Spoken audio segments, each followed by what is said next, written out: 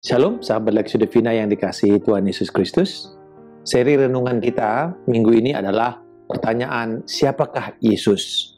Dari 7 pernyataan Yesus tentang dirinya sendiri yang kita ambil dari kitab Injil Yohanes. Episode kedua ini berjudul Tiang Api Kemuliaan.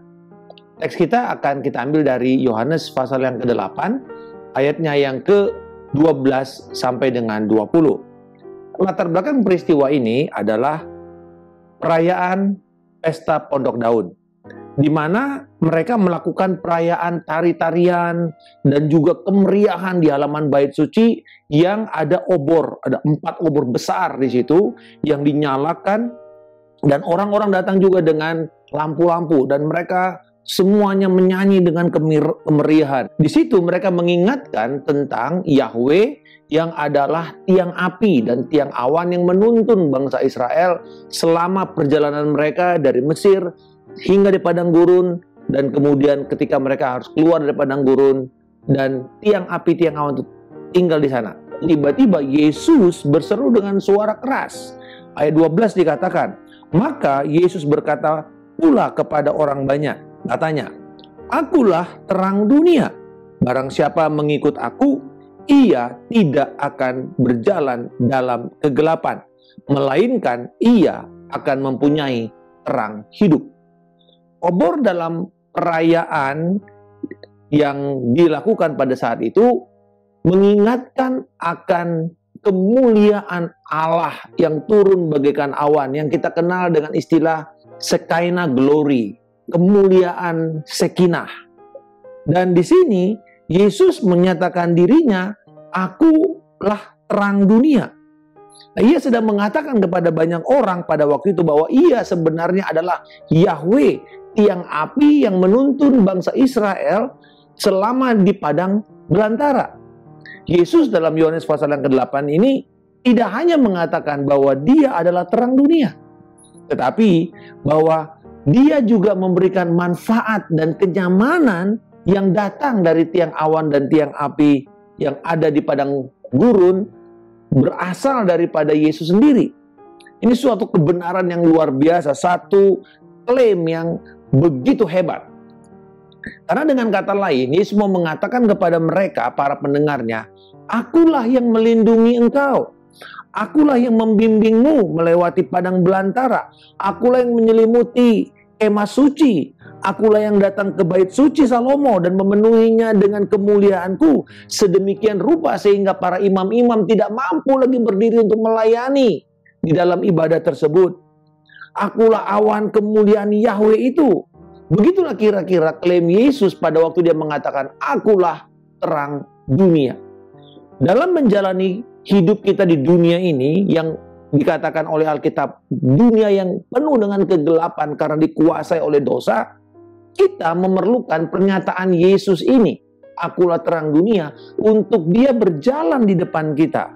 Dan ini harus kita lakukan setiap hari pada waktu kita mengambil keputusan-keputusan hidup kita. Yesus adalah terang dunia. Dia adalah terang kehidupan. Dia adalah jawaban. Nah, beberapa di antara kita mungkin pada masa-masa pandemik ini tersandung dengan keadaan yang begitu sulit, lalu kemudian bertanya tentang makna kehidupan ini. Mungkin pada saat ini bahkan beberapa rekan-rekan saudara atau bahkan mungkin saudara sendiri sahabat Lexio Divina sudah tidak mampu lagi untuk bahkan mengambil langkah maju satu langkah lagi. Merasa, aduh saya sudah nggak mampu melanjutkan langkah kehidupan saya ini. Terjebak di dalam depresi, dalam duka cita, dalam kebingungan, nggak tahu mau ngapain lagi. Nah, pada waktu ini Kristus sedang berkata kepada kita, akulah terang kehidupanmu.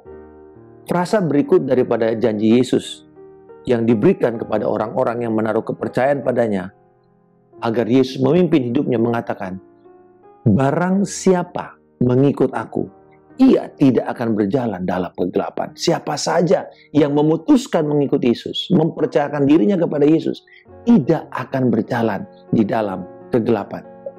Nah, bangsa Israel yang dipimpin oleh tiang awan dan tiang api tidak harus bertanya-tanya kapan mereka harus pergi Sederhana sekali. Mereka hanya perlu melihat terus kepada tiang api itu dan tiang awan itu, apakah dia bergerak. Kalau dia bergerak, mereka harus cepat-cepat untuk hacking tenda-tenda mereka. Dan kemudian mereka harus bergerak. Mereka tidak boleh kedahuluan, mereka tidak boleh ketinggalan. Di dalam Bilangan pasal yang ke-9 ayat 15 sampai 22, nanti sahabat bisa baca sebagai referensinya. Ketika kita harus berjalan di keadaan yang banyak rintangan-rintangan, ya banyak mungkin sedikit lubang atau jurang, lalu kemudian kita disuruh tutup mata. Kita disuruh tutup mata dan kemudian kita disuruh jalan di tempat itu. Nah, lalu kemudian tiba-tiba ada rintangan. Kita cuma dikasih teriakan ada rintangan. Orientasi kita nggak ada tentang hal sekeliling kita nggak tahu apakah rintangan itu besar atau kecil. Sehingga kadang-kadang ketika rintangan itu pun sebenarnya kecil, tetapi karena kita sudah tidak punya orientasi, kita berpikir bahwa rintangan yang kecil itu jadi besar sekali, sehingga kita jadi takut, kita jadi bingung, kita jadi nggak tahu mau ngapain. Kita bahkan kadang-kadang melangkah lalu kemudian terperosok kepada rintangan yang lebih besar yang seharusnya tidak ada di sana. Bila kita berjalan dipimpin oleh Kristus, maka Ia akan menerangi setiap jalan-jalan kita dengan firman-Nya dan menyediakan jalan yang aman untuk kita tempuh. Lebih jauh bahkan Ia berjanji, bukan hanya tidak berjalan di dalam kegelapan saja, kita tidak akan berjalan dalam kegelapan dunia ini, tapi dikatakan melainkan Ia akan mempunyai terang hidup.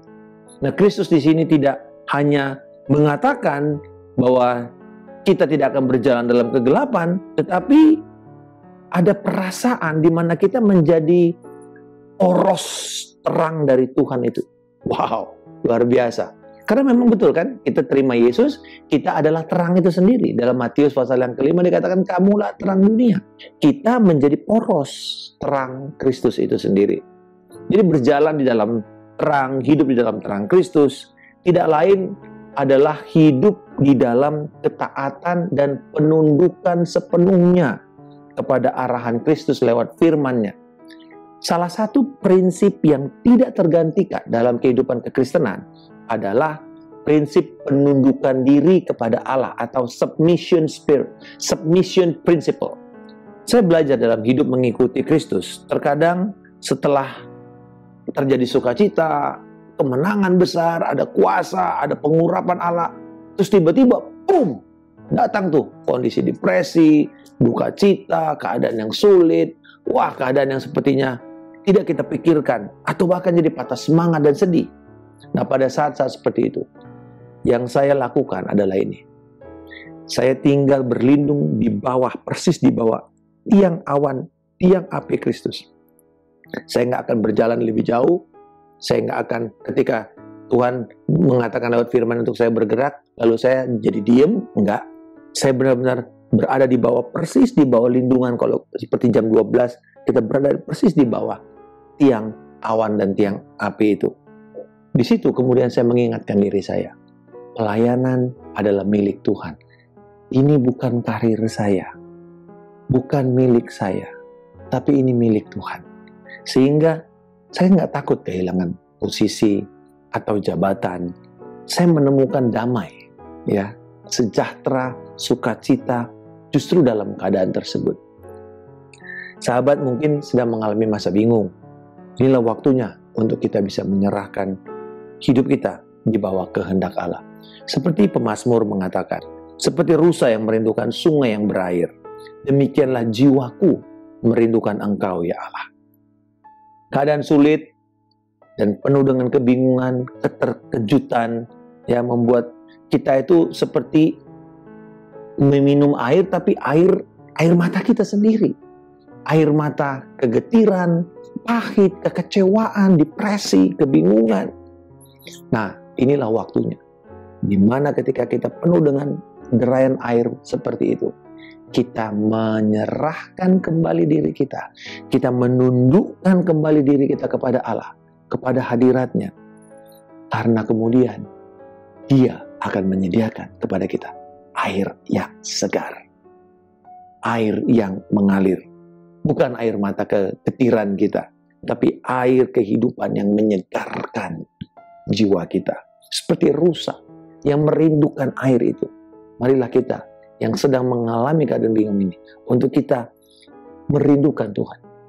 Nah, Yesus berkata di dalam Yohanes 8 ayat 12 ini, dikatakan barang siapa yang mengikut aku. Ini bentuk yang dipakai adalah present participle. Di dalam bahasa asli, present participle memperlihatkan satu kejadian yang terus-menerus terjadi. Ini kalau modus ini kayak slow motion gitu. Ya, kita terus jalan, terus bergerak, dan progresif sifatnya. Terus jalan, terus bergerak, terus progresif. Dan sama, bahwa kalau kita mengikuti Yesus, kita sedang melihat kepada tiang awan, tiang api kemuliaannya, dan kemudian tinggal di dalam Dia, mempercayai Dia dalam hidup kita ini, dan terus-menerus menaruh pengharapan terhadap masa depan kita kepada janji firman-Nya. Apakah sahabat sudah memiliki terang itu? Apakah Anda menikmati sukacita, damai sejahtera, penghiburan yang datang dari tiang api dan tiang awan kemuliaan Kristus? Bila belum, saya mengajak kita untuk semua bersedia menundukkan diri kita kepada pimpinannya hari ini. Dia menyediakan perlindungan dan keamanan serta pemeliharaan kepada kita, dan juga penyegaran di dalam hadiratnya. Bapa Surgawi, aku bersyukur atas Yesus yang adalah tiang api kemuliaan-Mu, yang berjalan menuntun aku di tengah kegelapan dunia ini. Saat aku mengalami kebingungan, kegetiran, kekecewaan, tolonglah aku untuk menundukkan diriku pada perlindungan-Mu dan menemukan penghiburan, sukacita di bawah naungan awan kemuliaan-Mu. Di dalam nama Tuhan Yesus Kristus, aku telah berdoa dan mengucap syukur. Haleluya. Amin. Salam kemenangan. Saya Pendeta Markus Simanjuntak.